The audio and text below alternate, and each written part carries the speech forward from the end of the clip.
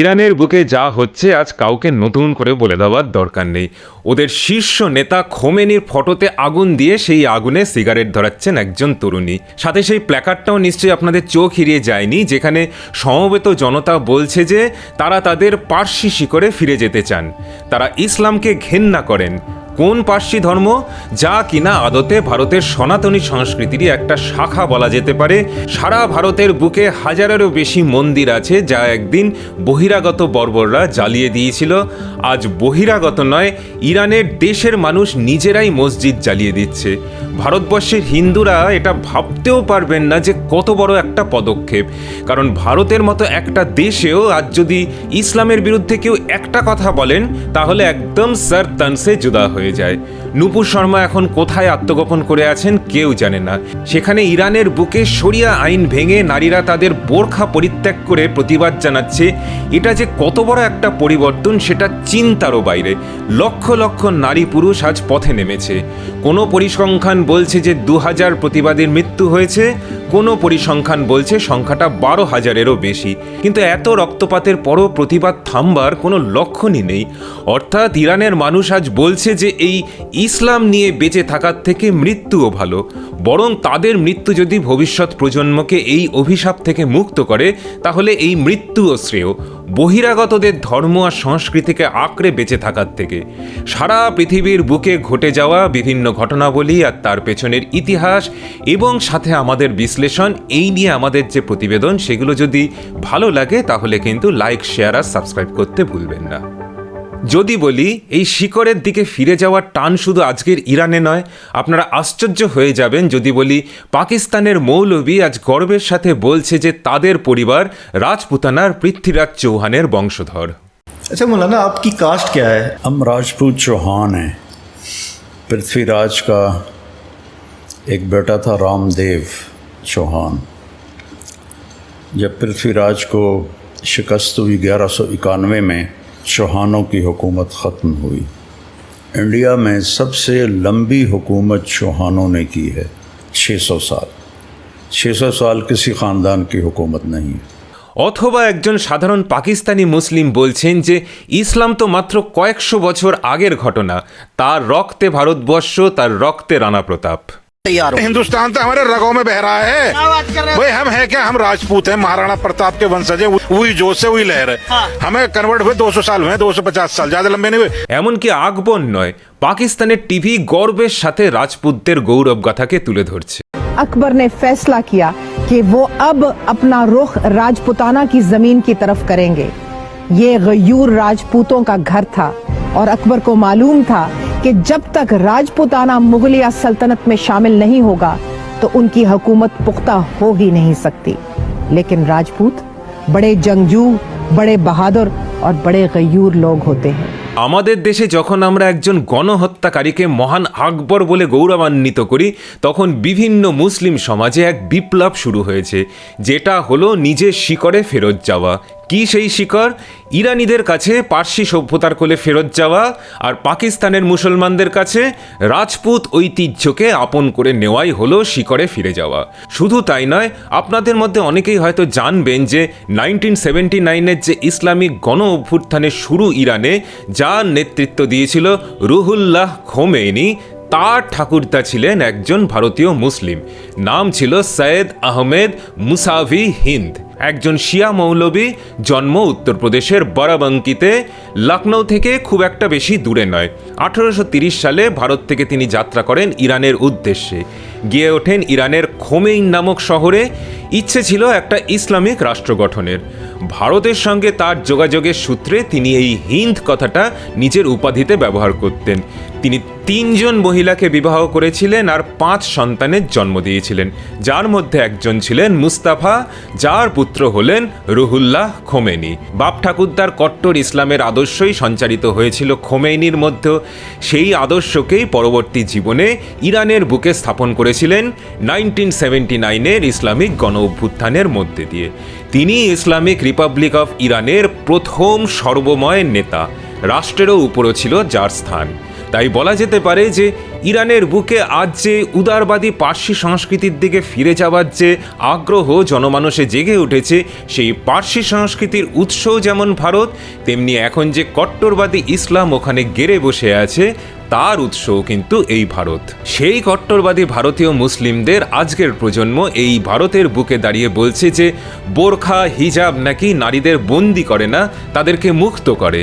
ইসলাম ত্যাগ করলে কি শাস্তি সেটাও এই জাকির নায়েক বিভিন্ন জায়গাতে বলে দিয়েছেন। কাজই যদি ঠিক করেন তাহলে ইসলাম ত্যাগের শাস্তি মৃত্যুদণ্ড হওয়া উচিত। যদিও ইরানের মতো শরিয়া শাসিত দেশে আজ নারীরা বোরখা হিজাব থেকে মুক্তি চাইছে, অপরদিকে ইউরোপে আমরা কি দেখছি? কিছু মুসলিম ইউরোপের বুকে শরিয়া আইন কানুন চাইছে। এই জাকির নায়েকের বক্তব্য যে মহিলাদের পুরো শরীর ঢেকে চলাফেরা করা উচিত, না হলে যদি কোনো পুরুষ ধর্ষণ করে তাহলে সেটা হবে নারীরই দোষ, আর তারপরেও যদি কোনো নারী ধর্ষিতা হন তাহলে বুঝতে হবে সেটা আল্লাহর ইচ্ছে। অর্থাৎ এমন একটা মতবাদ যেটা আজকের দিনে দাঁড়িয়ে প্রকারান্তরে বলেই দিচ্ছে যে পুরুষ মাত্রেরই নারীদের ধর্ষণ করার মৌলিক অধিকার রয়েছে, আর মেয়েদের সুরক্ষা দিতে তাদের সৃষ্টিকর্তাও কিন্তু অক্ষম। আর এই ধরনের মুসলিমরা তাই মেয়েদের শিক্ষা প্রদান করতেও চায় না, কারণ শিক্ষা প্রতিষ্ঠান মানে অলমোস্ট একটা বেশ্যাখানা তাদের কাছে। নারী পুরুষ সেখানে একসাথে শিক্ষা লাভ করলে সেখানে হবে অবৈধ যৌনতা। এইসব বক্তব্যগুলোর লিঙ্ক ডেসক্রিপশনে দিয়ে দেব। সব ক্লিপ এই প্রতিবেদনের মধ্যে দেখানোর কোনো অর্থ নেই। আর শিক্ষা প্রতিষ্ঠানে যারা নারীদেরকে পাঠাতে চায় না তারা নারীদের যে অন্য কোনো স্বাধীন জীবিকা তো দেখতে চাইবে না, এটা তো আর বলে দিতে হয় না। এতে কি হচ্ছে, আজকের দিনে এই ধরনের মতবাদগুলো কি প্রচুর মানুষকে আকৃষ্ট করছে? বলাই বাহুল্য যে সেটা নয়, বরং প্রচুর মুসলিমকে ইসলাম বিমুখ করে তুলছে এই মতবাদগুলো। তারা নিঃশব্দে এর থেকে বেরিয়ে চলে আসছে, আর যাদের পক্ষে সম্ভব হচ্ছে না তারা মুক্তির দাবিতে পথে নামছে। কারণ আজকের দিনে একজন মুসলিম নারী দেখছে যে অন্য সমাজের নারীরা স্বাধীনভাবে পড়াশোনা করছে, কর্মজীবনে উন্নতি করছে, অপরদিকে আক্ষরিক অর্থে নারীদেরকে বস্তাবন্দি করে রাখছে এই উগ্রবাদী ইসলাম। আজকের দিনে ইরানের খোমেনি কতদিন এইভাবে টিকে থাকতে পারবে এখনো বোঝা যাচ্ছে না। অর্থাৎ এই প্রতিবেদনের সময় পর্যন্ত খোমেনি ক্ষমতাতে, খোমেনির পেছনে সমর্থন রয়েছে রাশিয়া আর চীনের, যেই চীনে আছে তথাকথিত কমিউনিস্ট সরকার। আমাদের দেশের বামপন্থীরাও নীরব এই ইরানের ব্যাপারে। অথচ জানবেন যে 1979-এ ইরানে যে গণ অভ্যুত্থান হয়েছিল আর খোমেনি ক্ষমতাতে এসেছিল, তারপর প্রথম যে কাজটা করেছিল সেটা হলো দেশের মধ্যে কমিউনিস্ট আর বামপন্থীদেরকে ধরে ধরে ফাঁসিতে ঝুলিয়ে দেওয়া। 1979 থেকে 1980 এই এক বছরে আনুমানিক 10,000 বামপন্থীকে মেরে ফেলা হয়েছিল। তারপর জুন 1981 থেকে মার্চ 1982-তে আরও 3,500 বামপন্থীকে মারা হয়। তারপর আসে কুখ্যাত 1988-এর গণহত্যা। যখন ইরাক আর ইরানের যুদ্ধ শেষ হয় তখন খোমেনির ফতোয়াতে প্রায় 5,000 বামপন্থীর ফাঁসি হয়েছিল। মনে রাখবেন এগুলো শুধু সরকারি হিসেব, আসল সংখ্যা এর থেকেও অনেক বেশি। তাই বামপন্থীদেরকে আবার মনে করিয়ে দিই যে ইরানের বুকে একদিন কিভাবে লাল সালামকে চুপ করিয়ে দেওয়া হয়েছিল আল্লাহ আকবর দিয়ে। এরপরেও চোখ বুজে ইসলামের সন্ত্রাসবাদকে যদি তোষণ করে আগুন নিয়ে খেলতে থাকেন তাহলে জানবেন যে আপনার পরবর্তী প্রজন্ম কিন্তু সেই আগুনের থেকে রেহাই পাবে না। আর আপনারাই কি একটা কথা বলেন না যে শিক্ষা আনে চেতনা, চেতনা আনে বিপ্লব। এই 1979-এ খোমেনি বিপ্লবের মধ্যে দিয়ে ক্ষমতাতে আসার পর কিন্তু সমস্ত বিশ্ববিদ্যালয়, স্কুল, কলেজ সব বন্ধ করে দিয়েছিল। কারণ এর আগে ইরানের রাজা শাহ পল্লবী ইরানের আধুনিকীকরণ করেছিলেন, আর তার জন্য শিক্ষা প্রতিষ্ঠানে বিজ্ঞান, গণিত ইত্যাদি নানা রকম শিক্ষা দেওয়া হতো। সেখানে ইসলামিক শিক্ষা যথেষ্ট পরিমাণে ছিল না। 2 বছর বাদে সমস্ত শিক্ষা প্রতিষ্ঠানকে ইসলামীকরণ করে তারপর নতুন শিক্ষা ব্যবস্থা চালু হয়েছিল খোমেনির সময়তে। প্রাইমারি শিক্ষা থেকে স্কুল সব কিছুতেই ইসলামিক শিক্ষা দেওয়ার শুরু হলো। শুধু তাই নয়, এই ইসলামিক শিক্ষা একদম বাধ্যতামূলক করা হলো। আর সেই শিক্ষা বাধ্যতামূলক হওয়ার জন্য তথাকথিত শিক্ষিতের হার ইরানে খুব বেশি। একেই বলে পরিসংখ্যান। ইচ্ছে মতো করে যা খুশি দেখানো যায় নিজেদের এজেন্ডা মতো। কিন্তু সত্যি কথা হলো যে সারা দুনিয়াতেই মুসলিম সমাজের মধ্যে প্রকৃত শিক্ষার হার অত্যন্ত কম। আর এটা কোনো সমাপতন নয়, স্বামীজি তার প্রাচ্য এবং পাশ্চাত্য নামের বইতে কি বলেছেন ভারতীয় মুসলিমদের ব্যাপারে। এই যে আমরা ভারতীয় মুসলিমদের আজকে দেখি, তাদের কেউই আরবিদের বংশোদ্ভূত নয়। ভারতে যেই মুসলিমরা এসেছিল তাদের সবাই তুরস্ক থেকে আসা, যাদের উনি অসুর বলে অভিহিত করে বলেছিলেন যে এদের শিক্ষা দীক্ষা কিছু ছিল না, শুধু জানে যুদ্ধ করতে। মূলত ইরান, আফগানিস্তান, পাকিস্তান এই সমস্ত অঞ্চলের বৌদ্ধদের হত্যা করে অথবা ধর্মান্তরিত করে মুসলমান বানানো হয়েছে, এটা স্বামীজি নিজেই বলেছেন। তাই বলা যেতে পারে যে এক সময়তে শুধুমাত্র দখলদারি করে ইরান থেকে শুরু করে ভারতবর্ষের একটা বিশাল অংশতে রাজ করেছিল ইসলাম। তাই এখন কিছু সংখ্যক মুসলিম স্বপ্ন দেখেন যে তারা সেই পুরনো ইসলামকে যদি ফিরিয়ে আনতে পারেন, যদি সব বৈজ্ঞানিক শিক্ষা ব্যবস্থাকে বন্ধ করে দিতে পারেন, যদি মেয়েদের সম্পূর্ণভাবে গৃহবন্দী করতে পারেন, তাহলে ইসলামের সেই গৌরবময় অধ্যায় আবার ফেরত আসবে। অপরদিকে এক বিশাল সংখ্যক মুসলিম ভাবছে যে ইসলাম তাদের সত্যি কি দিয়েছে, সারা দুনিয়ার থেকে তারা পিছিয়ে পড়ছে। খনিজ তেল নেই এরকম মুসলিম দেশগুলো দরিদ্র সীমার একদম নিচে কেন? আজকের দিনে কম করেও 22 জন ভারতীয় সিইও রয়েছেন বিশ্বের বিভিন্ন বড় বড় কর্পোরেটগুলোতে। তার মধ্যে নারী পুরুষ সবাই রয়েছেন। এদের মধ্যে আছে মাইক্রোসফট, গুগল, আইবিএম, অ্যাডোবের মতো টেকনোলজি কোম্পানি থেকে বিশ্ব ব্যাংকের মতো সংস্থা, ফেডেক্সের মতো যোগাযোগকারী সংস্থা থেকে শ্যানেলের মতো পারফিউমের কোম্পানি, যাদের কর্ণধার হলেন আজকের দিনের ভারতীয়রা। কিন্তু এই সিইওদের মধ্যে একজনও মুসলিম নেই। ভাবতে অবাক লাগে, যখন ইরানের মতো দেশে আজ ইসলাম ত্যাগের হিড়িক, তখন ভারতের মতো দেশে জন্মেও কিছু লোক সাধারণ মুসলিমদের পশ্চাৎপদ করে রাখার চেষ্টা করছে। আজ ইরান যেই পার্সি সভ্যতাকে আপন করে নিতে চাইছে, তার সাথে কিন্তু ভারতীয় সভ্যতার কোনো বিশেষ তফাৎ নেই। অনেকেই জানবেন যে এই হিন্দু নামটাও পার্সি ভাষা থেকেই আসা। সিন্ধু নদীকে পার্সিতে হিন্দু বলা হতো, অর্থাৎ আজকের ইরানের লোকজনদের পূর্বপুরুষরাই আমাদের পূর্বপুরুষদেরকে হিন্দু বলে অভিহিত করেছিল। পরে গ্রিকরা এবং তারপরে ইউরোপীয়রা সেই নামকে কিছুটা পরিবর্তিত করে, যেটা অবশেষে ইন্ডিয়া নামে পরিণত হয়। অর্থাৎ ঐতিহাসিকভাবে দেখতে গেলে ইন্ডিয়া মানেই হিন্দু। ইন্ডিয়ার আর কোনো পরিচয় নেই হিন্দু পরিচয় ছাড়া, আর বাকি পরিচয় সব বহিরাগতদের চাপিয়ে দেওয়া। সেই চাপিয়ে দেওয়া পরিচয় আজ ইরান মুছতে চাইছে। আর কোন পরিচয়কে ফিরে পেতে চাইছে? এবার সেই ইতিহাসটাতে একটুখানি আসি। আমাদের নামকরণ যেরকম পার্সিদের অবদান, তেমনি ইরান কথাটাও এসছে আরিয়ান বা সংস্কৃততে আর্য কথা থেকে, যার মানে সম্মানজনক ব্যক্তি। অর্থাৎ ভারত আর ইরানের এই যে দোস্তি শুধু আজকের নয়, বহু সহস্রাব্দের। আর হ্যাঁ, দোস্তি হিন্দুস্তানি ভাষাতে যাকে বলা হয় বন্ধুত্ব, কথাটা কোথা থেকে এসেছে? দুস্ত, যার উৎস হলো পার্সি বা পারস্য বা ইরান। এই সাদৃশ্য এর মধ্যেই সীমাবদ্ধ নয়। আমাদের মতোই অগ্নির উপাসক ছিল পারস্যের লোকজনেরা। আমরা বলি যজ্ঞ অথবা হোম, ওরা বলে ইয়াসনা অথবা হৌমা। শুধু তাই নয়, একদম প্রাগৈতিহাসিক সময়তে যদি চলে যাই, তাহলে দেখব যে আমাদের দেশের উত্তর পশ্চিম ভাগে কুল্লি সংস্কৃতির মৃৎ বা প্রস্তর শিল্প দেখা যায়, যাতে আমরা পাই নানা রকমের জ্যামিতিক আকারে মানুষ বা জীবজন্তুর ছবি। পোড়ামাটির মূর্তি বা পাথর খোদাই করা মূর্তিতে এই যে কুল্লি শিল্প দেখা যেত, সেই একই ধরনের শিল্প দেখা যেত ইরানের সুসা নামের জায়গাতে। সিন্ধু সভ্যতার যে শিলমোহরগুলো আমরা হরপ্পা, মহেঞ্জোদারো কি গুজরাটের লোথাল কি ধোলাভিরাতে পেয়েছি, প্রত্নতাত্ত্বিক খননের মাধ্যমে সেই একই শিলমোহর আমরা পেয়েছি ইরানের দিলমুন অঞ্চলে। এই শিলমোহরগুলোর বৈশিষ্ট্য ছিল এগুলোতে অস্পষ্ট লিপি সহ ষাঁড় বা ইউনিকর্নের ছবি থাকতো, আর আকারে বর্গক্ষেত্র হতো। এই শিলমোহরগুলো টিয়াটাইট নামের এক ধরনের পদার্থ দিয়ে তৈরি হতো এই শিলমোহরগুলো। এর থেকে বোঝা যায় যে ভারতের সাথে পারস্যের বাণিজ্যিক আদান প্রদান ছিল, আর বাণিজ্যিক আদান প্রদানের সাথে চলতো সাংস্কৃতিক আদান প্রদান। যেই সময়কালে এই ভারতে গড়ে উঠল সংস্কৃত ভাষা, সেই সময়ে পারস্য অঞ্চলে গড়ে উঠল আভেস্তা ভাষা, যার মধ্যে প্রচুর মিল খুঁজে পাওয়া যায়। আজ এদেরকে একযোগে বলা হয় ইন্দো ইরানিয়ান ল্যাঙ্গুয়েজ। ওরা ছিল জরাথ্রুষ্টের অনুগামী।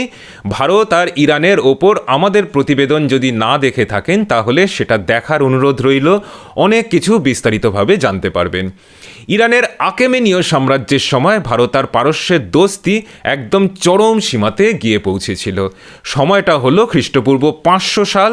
আধুনিক পাকিস্তানের পাঞ্জাব আর সিন্ধু এই আকেমেনীয় সাম্রাজ্যের অধীনে আসে সাইরাস দ্য গ্রেটের সময় এবং পরবর্তীকালে রাজা দারিয়াসের সময়। ভারতীয় পদাতিক এবং অশ্বারোহীরা তখন আকেমেনীয়দের সেনাবাহিনীতে কাজ করত। এই আকেমেনীয় সাম্রাজ্যের পতন ঘটে আলেকজান্ডারের আক্রমণের সময়টা হলো খ্রিস্টপূর্ব 330।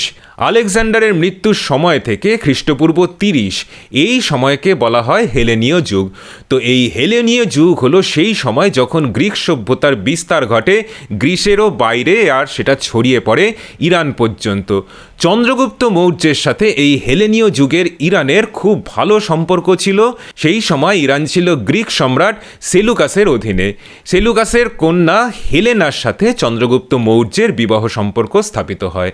মেগাস্থিনিসও ভারতে এসেছিলেন চন্দ্রগুপ্ত মৌর্যের সময় সেই পারস্য থেকে আসার কারণেই মেগাস্থিনিসও ভারতকে ইন্ডিকা বলে অভিহিত করেছেন, যা ফার্সিতে হিন্দু কথাটারই গ্রিক অপভ্রংশ।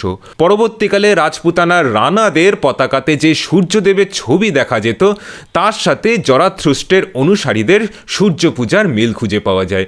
এর পরবর্তী সময়তে ইরানে বৌদ্ধ ধর্মের প্রসারও ঘটে। ইরান হয়েই বৌদ্ধ ধর্ম চীন এবং পরে জাপানে গিয়ে পৌঁছয়। ভারতের বুদ্ধকে ইরানের পার্সিতে বলা হতো বুধ, আর জাপানে বলা হতো বুধসা। আজও জাপানের বুকে বৃহত্তম বুদ্ধ মূর্তির নাম হলো দাইবুৎসা। ইরানের এই সংস্কৃতিকে সম্পূর্ণ নির্মূল করে দেওয়া হয়েছিল যখন এখানে ইসলামের অনুপ্রবেশ ঘটে। এই জরাথ্রুস্টের অনুগামীদের নাম দেওয়া হয়েছিল গাবর। পার্সিতে গাবর মানে হলো অমুসলিম। কাফেরের মতো অমুসলিমদের জন্য একটা অবমাননাকর শব্দ হলো এই গাবর। এই সময় এই অঞ্চলে যে বুদ্ধ মূর্তিগুলো ছিল সেগুলো মূর্তি পূজার প্রতীক হিসাবে ধ্বংস করে দেওয়া হলো। বুতপরস্তি অর্থাৎ মূর্তি পূজাকে অত্যন্ত ভয়ঙ্কর পাপ বলে মনে করা হতে লাগলো। আমাদের দেশে ঠিক যেই সময় মুঘলদের রাজত্ব ছিল, মোটামুটি সেই সময় ইরানে সাফাভি সাম্রাজ্য ছিল। সেই সময়তেই ইরানের শিয়া ইসলামের প্রতিষ্ঠা হয়। প্রথম শাহ ইসমাইল 1501 সালে ইরানে এই সাফাভি বংশের রাজত্ব শুরু করে।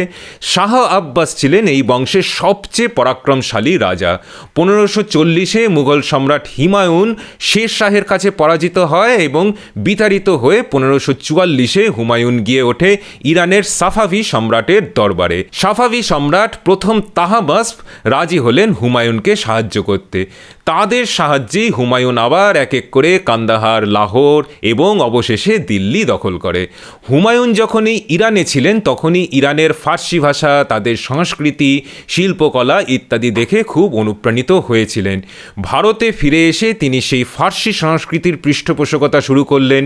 পার্সি অভিজাত বংশের লোকজন হুমায়ুনের সাথে ভারতে এসেছিল, যাদের হুমায়ুন তার দরবারে উচ্চ পদে নিয়োগ করেছিলেন। শুধু তাই নয়, পার্সি হয়ে উঠল মুঘল দরবারের সরকারি ভাষা। অর্থাৎ মুঘলরা ভারতের হিন্দু ধর্মের সাথে সাথে ভারতীয় সংস্কৃতিকে ধ্বংস করেছে, কিন্তু তার বদলে যেই সংস্কৃতি চাপিয়ে দিয়েছে সেই পার্সি সংস্কৃতি আসলে এমন একটা সংস্কৃতি যা ভারতীয় সংস্কৃতির সাথে প্রাগৈতিহাসিক যুগ থেকেও ওতপ্রোতভাবে যুক্ত। দেশীয় ভাষা হিন্দির সাথে ফার্সি মিশে তৈরি হলো এমন একটা সংকর ভাষা যারই নাম হলো উর্দু। এই উর্দু ভাষার শব্দগুলোর 70% হিন্দি, আর তারপর যেই ভাষার সবচেয়ে বেশি প্রভাব সেটা হলো ফার্সি। এর সাথে আছে কিছু আরবি আর তুর্কি।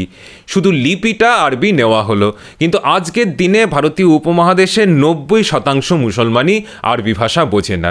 সেই স্বামীজির কথাই আবার বলতে হয়, ভারতের মুসলমানদের শরীরে আরবি রক্ত নেই বললেই চলে।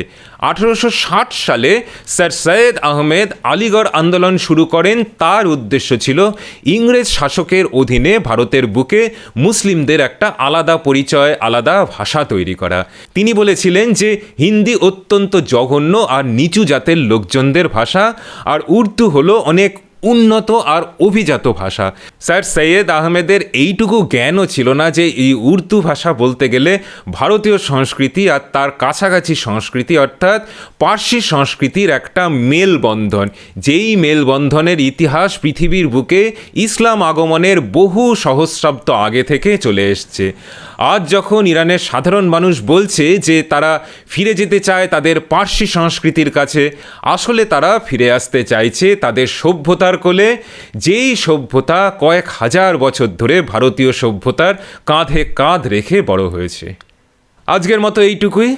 আশা করি আমাদের প্রতিবেদন আপনাদের ভালো লাগছে। ফিরে আসবো পরবর্তী প্রতিবেদনে আমাদের নিজস্ব বিশ্লেষণ নিয়ে আপনাদের সামনে। নমস্কার, ভালো থাকবেন।